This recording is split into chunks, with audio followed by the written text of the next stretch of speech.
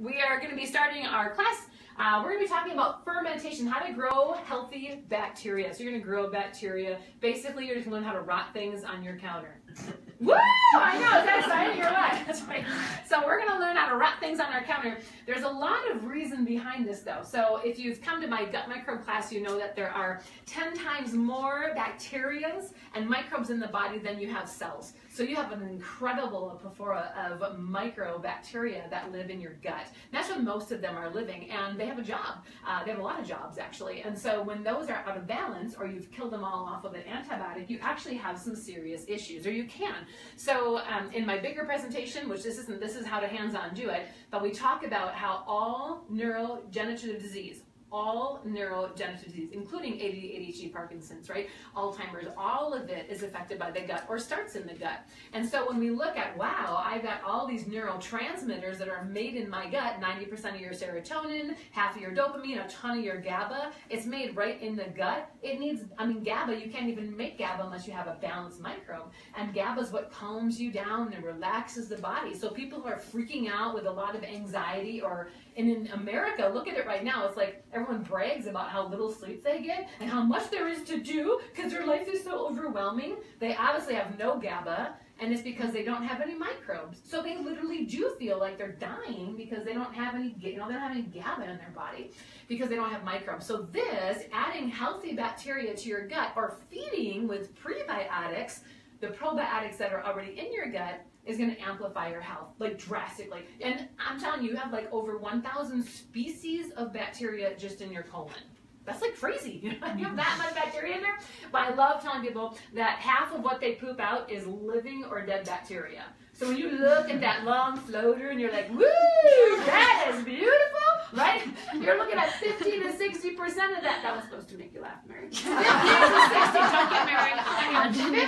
60% of that is actually bacteria that just came out of your bowels. Now that's cool, right? And what's really interesting is people are like, people are constipated. That's like the biggest issue I ever deal with.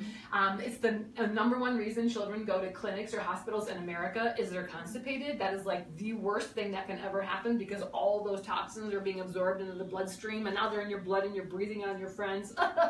Anyhow, and so constipation, another big reason of constipation besides they don't have water and enough gut microbes, and they are not because kids are not eating bacteria. Kids are running around in a hand sanitized, solution mix. They're putting it on their hands and they're washing their counters off at home and they're taking a bath every day and they don't play outside anymore. So they don't have any kind of exposure to microbes that they used to. We come from a world where we are covered in microbes. Man, the minute you're coming out of that vaginal delivery, you're full of microbes from your mother, bacteria from your mother. And that's when your immune system starts to really function because now you're exposed to bacteria. Now we can start functioning in society. And here, now we have sanitary births. They don't even go through the vaginal canal anymore. And it's no wonder our kids are screwed up. And this is the way that we can unscrew them. We can screw it the right righty-tighty, and we can do that now. We've loosened it all. It's all screwed up. Now we got to tighten things up. And this is how you do it, like by literally letting things rot on your counter and feeding it to your grandkids. Is that the best thing or what, right? Come on over to Grandma's. I'm going to feed you for the bacteria. So it really is fun. And this is a tasty class because I personally love to eat rotten food. I think that's a joke too. But I love my rotting food. But not things with mold. That's not cool. But these bacteria are important. Now I did mention a word. I want to just explain. There's probiotics and prebiotics, and they're different.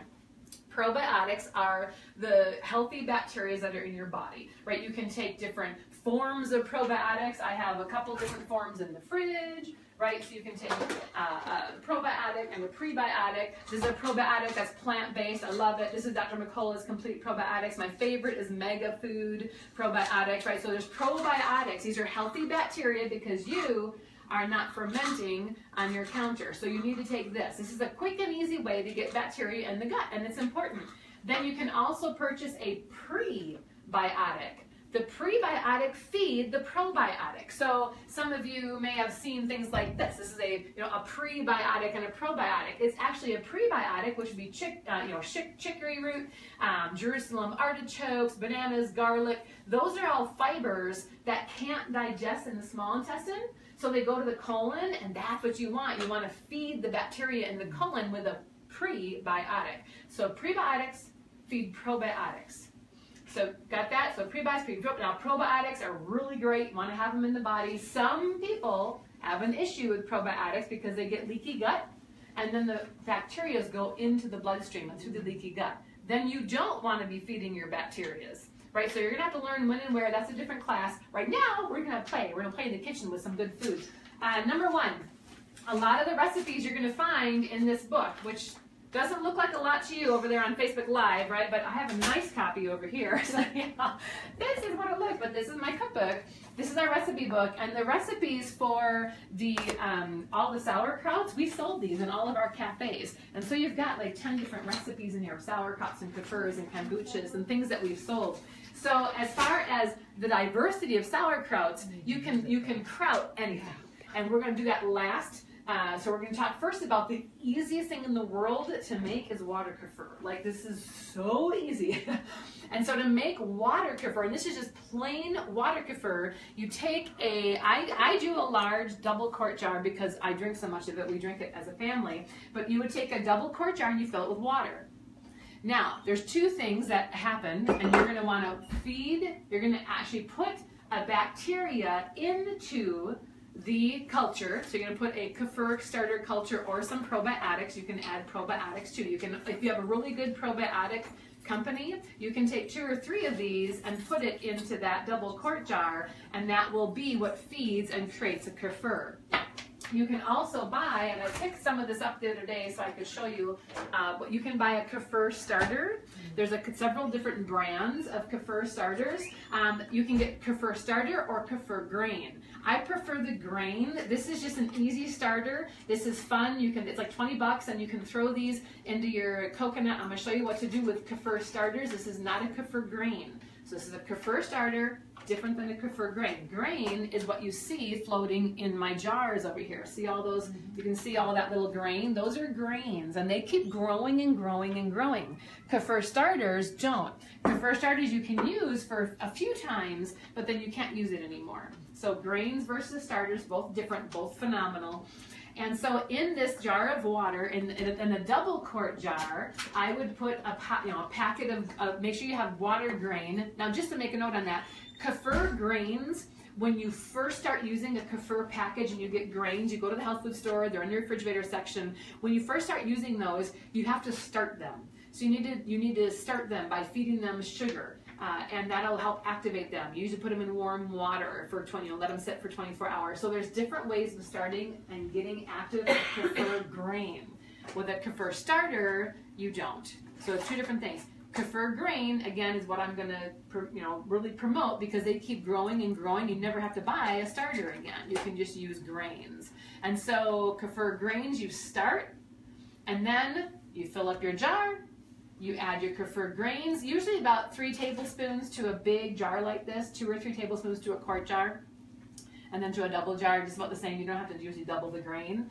And then I add 2 things. The best recipe I've ever found is 2 teaspoons of molasses and 6 tablespoons of an organic cane sugar. Now that's going to be the sugar that the kefir grains feed. So again, double quart jar, 2 teaspoons of molasses, a raw molasses, and 6 tablespoons of an organic cane sugar, and then your kefir grains. And literally that's it. And then you let it sit on the counter. The sugar is what feeds the kefir grain.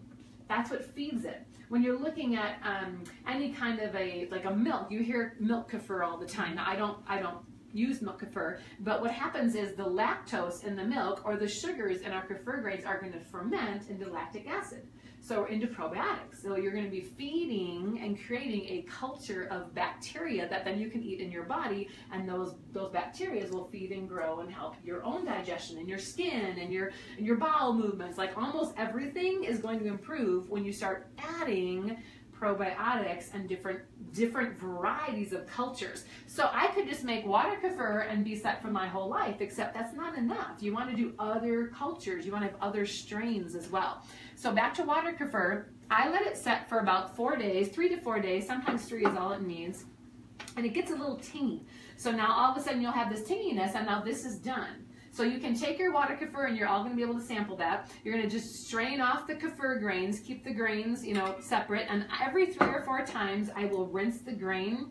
But then I will go ahead and just fill it up and start all over. So we'll have this tonight. Now, earlier this week, I went ahead and obviously every 3 or 4 days I'm getting, you know, lots of kefir. So this is from a few days ago, from 3 days ago. Now this is nice and fizzy. It's almost like a fermented carbonated, thank you. Anyhow, drink, and it's really fun. And so it tastes just great the way it is, except I love flavor, and so I'm going to show you a trick. You can flavor your kefir to taste like anything. You can. I love mango. That's probably my favorite. I just do mango. I'll blend a mango, and then I will put that in there. So what I'm going to do is I put some fresh organic strawberries. Correction, Belle. No, was it Belle or was it you? Belle put fresh organic strawberries. Okay, into my blender. Give credit where credit is due, and I'm going to blend those into just a paste, okay? Just a good. There's no water. It's just going to be 100% strawberries, straight strawberries. I never add water when I do my kefirs. And then you just add. This one's like a couple of cups because I'm going to make quite a bit. But then you literally can take the strawberry puree and just add it to the kefir, the water kefir. And I'm going to just dump a little in there, maybe a 1/4 cup. And I'm going to fill that one up. Make some room in here. And now you're getting, wait until you taste this, you're going to be like, oh my gosh. Like, now you can say goodbye to, if you're a wine drinker, goodbye to that, honey, because you aren't going to need it anymore. This is a great replacement for any kind of energy drink or a water kick. You're just going to love it. How does it compare to kombucha? It's different. And so kombucha is different. And so kombucha is also something we're going to cover today, and we'll show you mushrooms. But this is now your water kefir. Now I'm going to let that just sit. At the end of the class, we're going to go ahead and so it doesn't have to drink that ferment down for a couple of days. No, you can. Now you can let this ferment on your counter for another day, or just stick it in the fridge and it'll ferment. I personally like it. I let it sit out for a few hours, and then I'll put it in the fridge, and it just keeps fermenting. Because what you remember that when you put things in the refrigerator, it doesn't stop the process. It just slows it down. That's what refrigerators do, and that's part of the reason a lot of people believe we're sick. Because now we have refrigerators. We're stopping everything, so now we don't ferment long enough. Our food doesn't rot long enough for there to be good, healthy bacteria. Even though we don't want mold, that's a whole other subject, unless you're a special type of cheese, which you aren't. Anyhow, and so you want to look at, okay, how long do things ferment? And we'll actually cover quite a bit of that when we talk about sauerkraut. So, water kefir, very easy. You can do a plain water kefir. You can do flavored water kefirs, easy peasy. Now the other kefir that I want to show you, this is coconut kefir. I love fresh coconut. So I chopped open a bunch of coconuts yesterday, and I went ahead and filled up a couple of the double jars with coconut water. And then all you need to do is, again, you can open up some of your probiotic capsules or get a kefir starter package and just add that to the coconut. Now, where's the sugar? In the coconut, right? There's already sugar in the coconut, and so your bacteria are going to be able to eat that sugar and ferment. And so this is a coconut water, and you'll see how this is cloudy. This is ready. When I first made it yesterday, early yesterday morning, so it's been fermenting a long time. Then you're looking at about 36 hours, usually about how long it takes. It was nice and clear. So as it starts to get cloudy, we know that our coconut water kefir is done, and this is just tasty, tasty. And you can do the same thing. You can add different fruits to it if you want to flavor it, but you're gonna like it plain. It's just amazing. Is that just the coconut water itself? Yep, it's just the coconut water. No, what I did with the meat was I also made you a treat. So, because Karen just loves everybody, and it's fermented. So we want it because everything's fermented tonight, honey. And so literally, the meat that I took out, I put a bunch of it in here. We had guests who loved coconut meat, so we gave them a bunch of our coconut meat last night. And something I should note is you don't want to put metal when you're working with kefirs or fermenting foods. While they're fermenting, you don't expose them to metal. So I picked up just a plastic little spoony thing, and I use it all the time. But that's what I would use when I'm mixing or stirring something in. So this right here is coconut meat that I put into the blender. So I put that into the blender, and then after it was, and with no water, you can add a little bit though if your coconut meat's really dry. I add a little bit of water, and then I added a little bit of coconut sugar, and then I put a packet of kefir starter. And this is like heaven. This is like a really fermented coconut yogurt, and that's what it tastes like, and it is absolutely divine. So you can add, now if you have extra coconut water, if you're not making coconut kefir, you can put the coconut water in here and make it more pasty, but I mean more like a runny yogurt. But this is just delicious. So that's exactly what you'll be tasting, and it's, I mean, just smell this. Did you let that sit on the... Smell that? Oh, wow. I know. Smell it. Bring it in. And you let that sit for 24 hours on your counter? Yeah, this sat for 36 hours. Okay. Now they tell you, some of those things you'll see online is they say, hey, don't let it sit more than 10 hours. Start at 10 hours. Start testing it. But the issue, did you want to bite that? I know. Hey, watch out. She's kidding.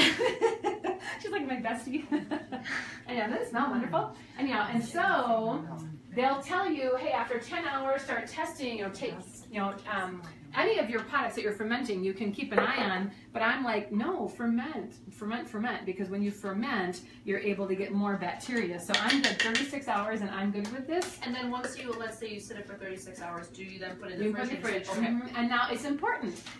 This will be something fun to teach. Okay, so some things you don't want any oxygen, and some things you want oxygen.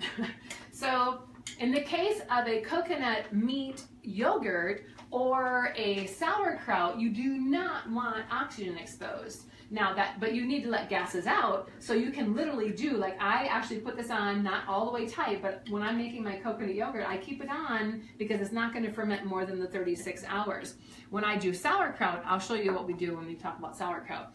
These water kefirs, when you're fermenting them, you have a piece of cheesecloth, and of course I use hair ties for everything. So anyhow, except my hair. I never put them in my hair. It's true. Have you ever seen them in my hair? I have never put them in my hair. That is so weird. But anyhow, so I use them all the time, but then you can just, now there's air. There's air that's able to go in and out, but your little critters, which love this kind of stuff, ants would just eat this up, don't do it.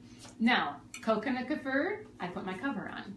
Okay, so water kefir, you're going to let air get into. Coconut kefir, I kept my cover on. I didn't keep it on too tight, but I did keep my cover on. And why is that?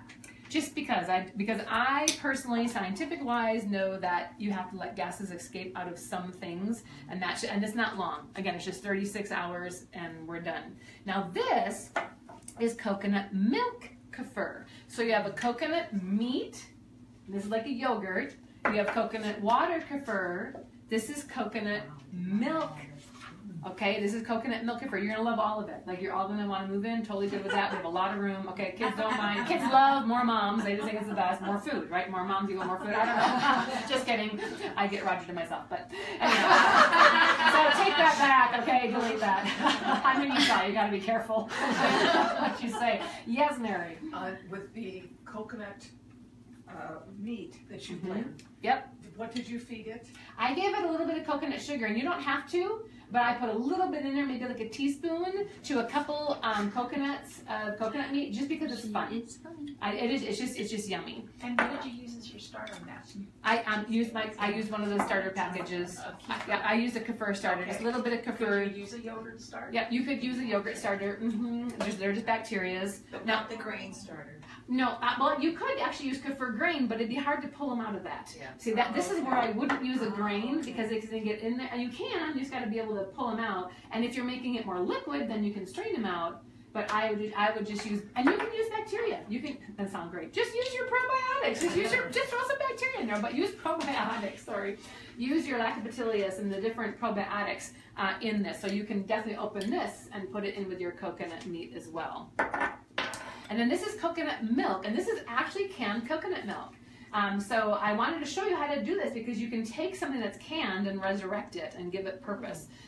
It won't have as much purpose as using fresh coconuts, but it sure tastes amazing. And if you're going to be drinking milk, this is what you want to be drinking in your home. Now, cool, you can do this with almond milk. So I make a lot of almond milk.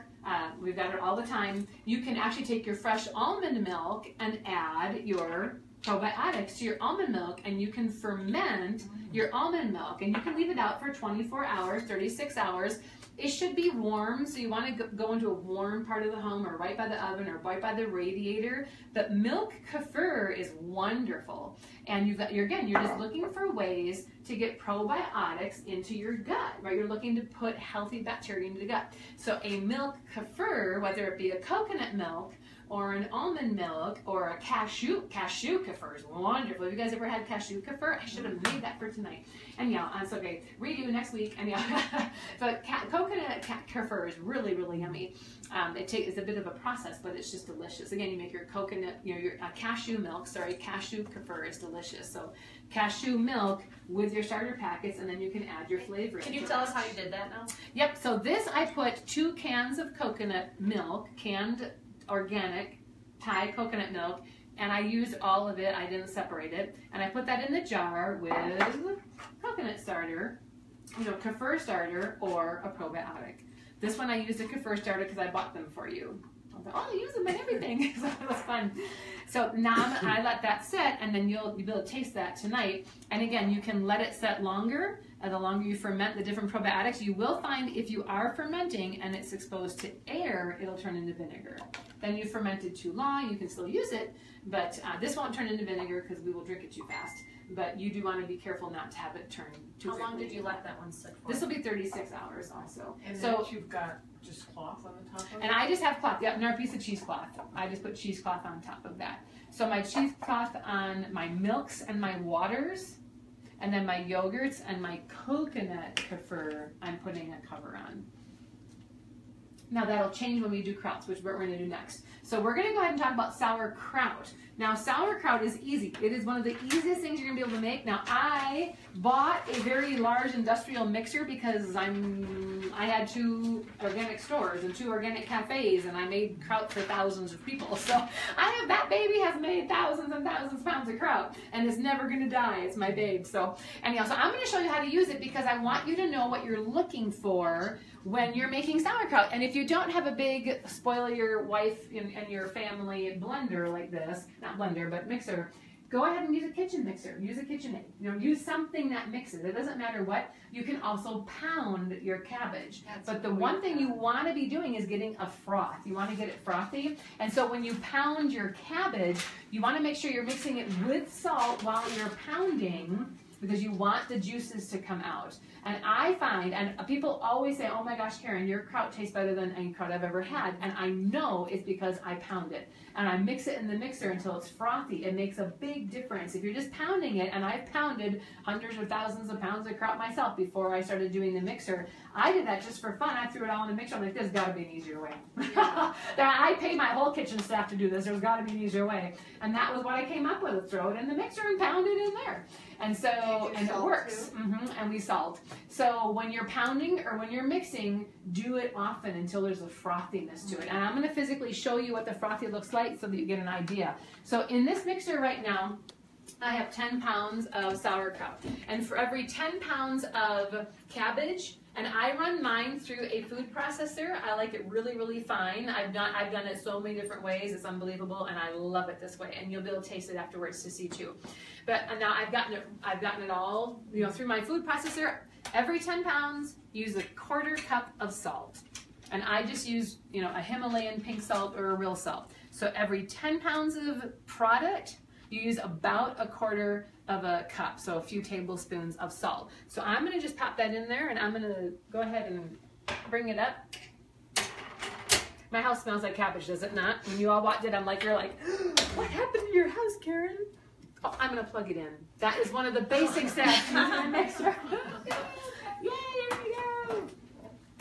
But you should see this thing with potatoes, man. It's amazing. For making mashed potatoes at Thanksgiving for my family, which consists of dozens and dozens of people at a time. It's amazing. So I'm going to let that just mix, and I'm going to show you a vegetable kraut, and then what you should do there. Okay, so this is a vegetable kraut that's already done. Now my veggie kraut recipe is wonderful. I love my veggie kraut. You'll be able to taste that. But this has carrots and onions, and it has cauliflower and cabbage and salt and ginger. It's just delicious. And so that is a veggie kraut, and we're gonna make that as well. When you're doing all of your, and this you can see it started here.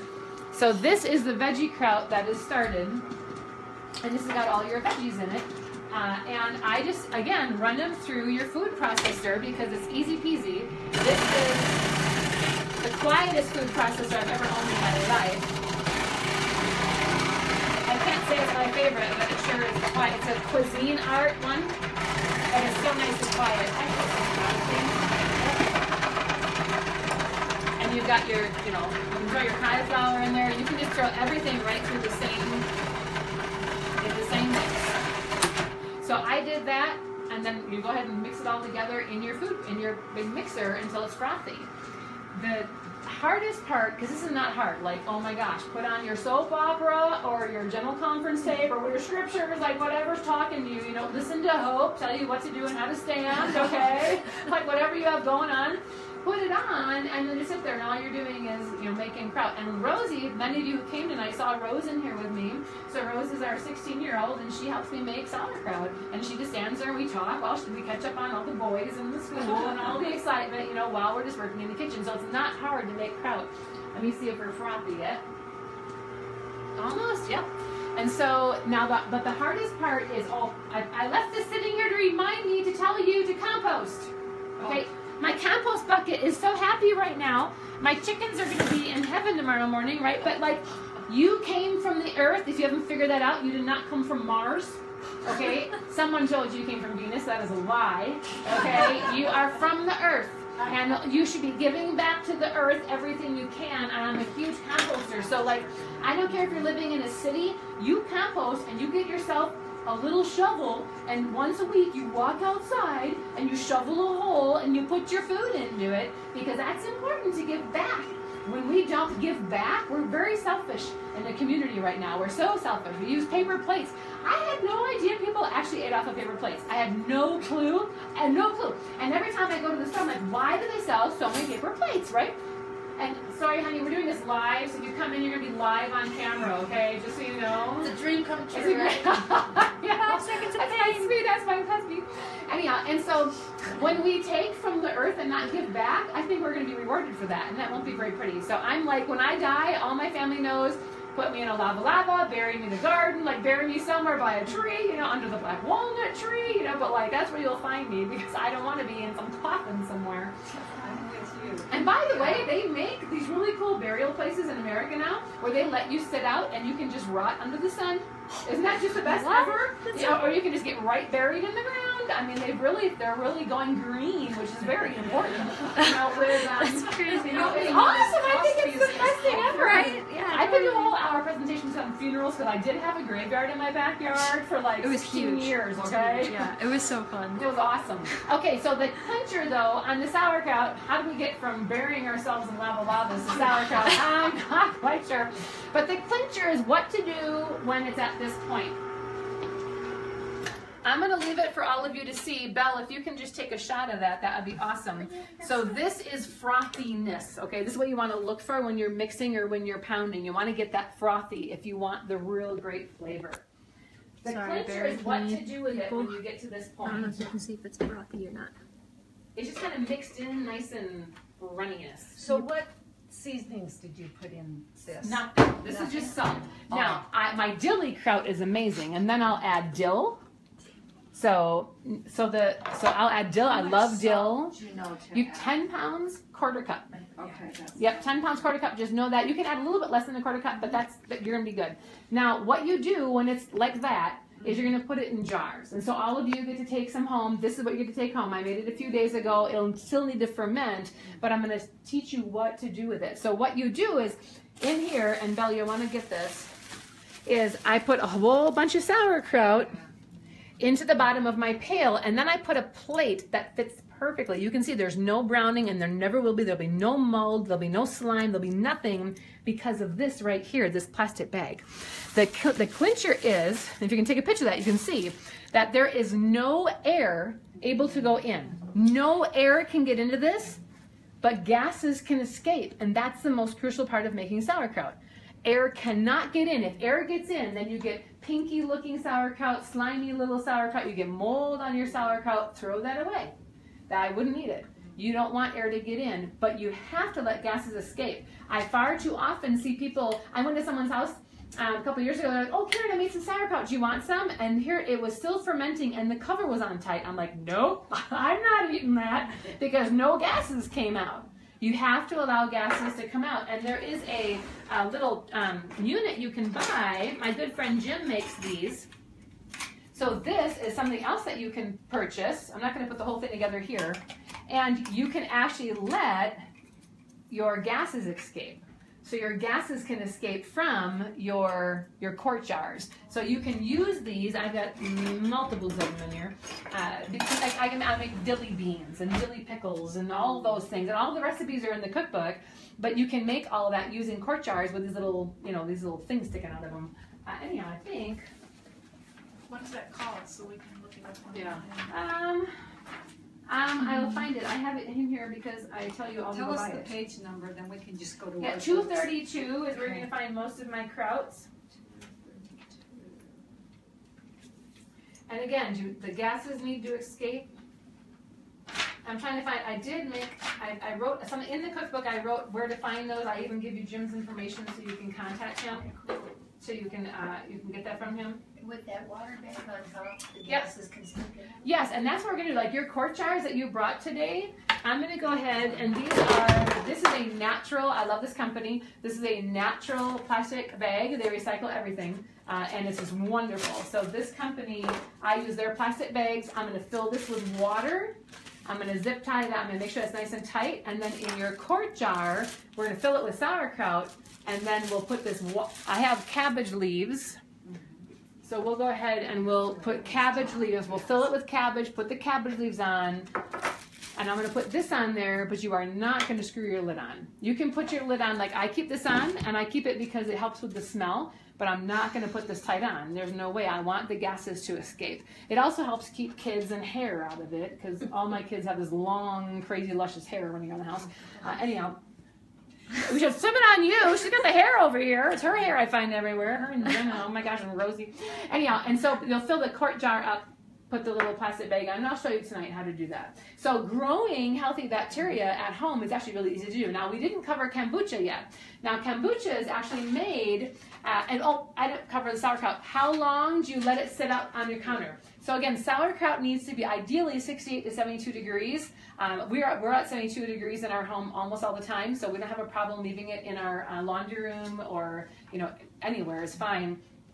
But the longer the better. So you'll go through, most people are like, they put it in the fridge after 3 days or 4 days. No, you're only getting part of the bacteria that's going to grow. You have 3 stages of bacterial growth. And for you to get all those stages, you need to go 21 days, 28 days. You need to go a long time. So a lot of people just do it for 5-7 days and they stick it in the fridge. Now you can still do that. It tastes great that way and you are still getting bacteria, but you are going to get a stronger bacteria. If you want to heal your gut, then you're going to want all of the different bacteria to grow, and some of them can't grow in just a few days. They actually need a longer period of time. So you can go, I always tell people 7 to 28 days. You really want to go 1 to 4 weeks. You want to look at when is the best, and you're going to know. Sometimes you're going to have that 28 day and you're going to hate it. You're going to, oh my gosh, why did I do this? It tastes too crazy, way too strong. So then just do the 7 or the 15 days or the 21 days. Find where you're comfortable. We had a batch up in Draper that we had set out probably for 6 weeks before it was ready.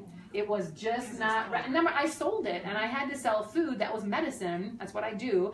And it just did not. But it was 72 degrees. It was the cabbage. The cabbage just didn't culture. It just didn't culture. And then it finally started culturing, but it needed that period of time. So you will know if your sauerkraut's bad. Number 1, again, any changing in coloring, any kind of slime, any kind of mold, and you'll smell it and you'll want to gag, right? Or it smells like vinegar. Yeah, no.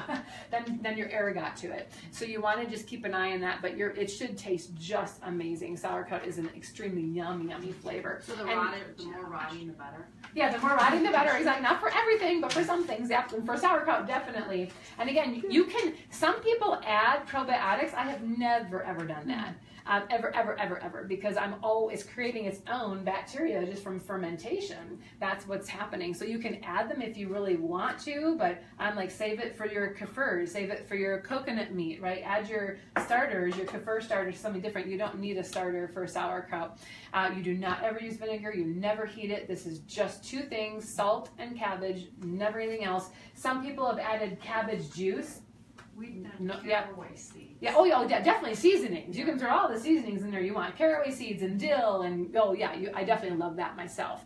But I mean, as far as like a vinegar or a starter or a cabbage juice, you don't need that. The only time that you would need cabbage juice, and I did it one time, is I had ordered, and by the way, I mean, obviously for our cafe, we ordered thousands of pounds of product, and so I'd have a couple hundred pounds of cabbage come in, and it was really dry one time.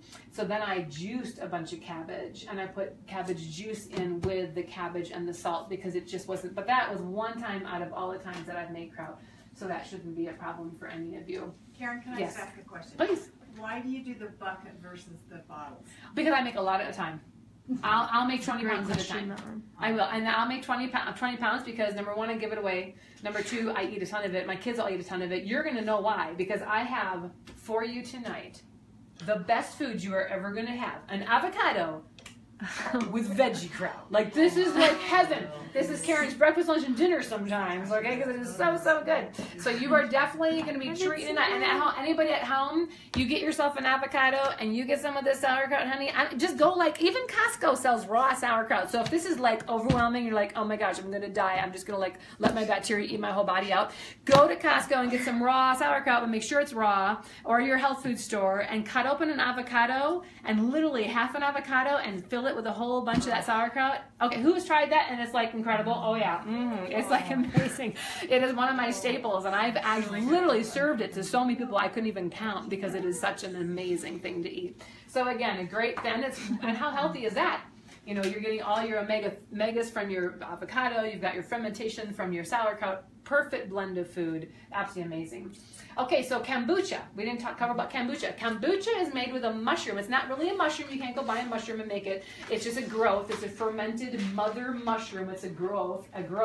And you can use a piece the size of your thumb. And I've got plenty. You can take it home with you. I've got so much mother mushroom in the other room. Into the fridge, but you can use a little piece of it, and that is your starter. That's what's going to ferment. And then in my book, I have an entire process laid out of how you make kombucha, and you are using a water, you're using a tea. There's always tea based to kombucha. You'll see green tea is often used. My favorite is honeybush. So I don't do a green tea is great if someone is healing. If we're dealing with someone who's trying to lose weight or they're really healing from something like cancer, then I will use a green tea because the compounds are incredible. But I don't like the effects of green tea on the human body as much, and so I prefer things like honeybush or another tea. I've tried a lot of other flavors, and honeybush is still my favorite. You can get honeybush bulk from different herbal stores online, and then you can make honeybush tea. And you'll need to feed it sugar. But don't worry, the sugar is what feeds that little mushroom. It feeds and creates the acids and the bacteria, the probiotics that you actually need.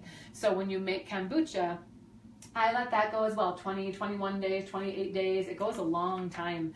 We've had some go longer, and when I forgot about it, turned into vinegar. Well, then I have a lot of flavorful vinegar I can use in my kitchen, So it's like you never have to throw it away. It's good for something. Anyhow, and so the kombucha is nothing. But now I don't make kombucha much anymore because water kefir is so easy, and water kefir is done in 3 to 7 days, and I can flavor it like ever I want. So I have not made kombucha in quite a while. I do have a lot of the mushrooms because I love it, and your chickens will love it. If you don't ever use your mushrooms, you can feed them to your chickens, but it is just a wonderful product. So again, Same as a SCOBY? Yep, it's a SCOBY. Yep, it's called a SCOBY. It's just called a mother mushroom or a SCOBY. It's not a mushroom though. You can't order it in a mushroom. From a produce company would think you're insane. You're like, what do you want? A mushroom to make kombucha? They would have no idea. It's not a mushroom. It's just a growth called the SCOBY. So. How much of the kefir, when you make it, how much do you drink a day? That's an excellent question. So I drink about 1/4 of a cup a couple times a day. Okay. You'll know you can't drink a whole cup of it. If you can drink the whole cup of it, you haven't probably fermented it long enough. Because your body's going to go, whoop, that's good. Half a cup, whoop, that's good. 3/4 is really good. But then your body's like, okay, that's enough. And then, but a little bit later on. So I literally have one of the quart jars. That's just mine. I just drink right out of it. That's my quart jar in there, and I just drink out of it. And then throughout the day, I'll just take, whatever I want. I just love it. It is like if you're ever, like, I just want that little something, that's what you want. You want the water kefir.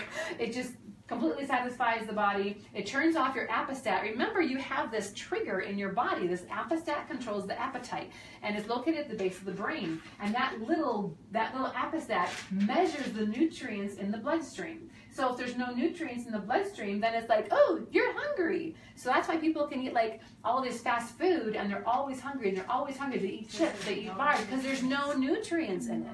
So the appestat never turns off. Your leptin, that's in your fat cells, might be signaling, hey, there's enough fat in here, there's enough sugar, stop eating. But you become leptin resistant. So now your appestat doesn't work, you're leptin resistant, now you're insulin resistant, and you're completely in need of Karen's Kitchen, okay? It just comes up. You need my recipe book because we can help you.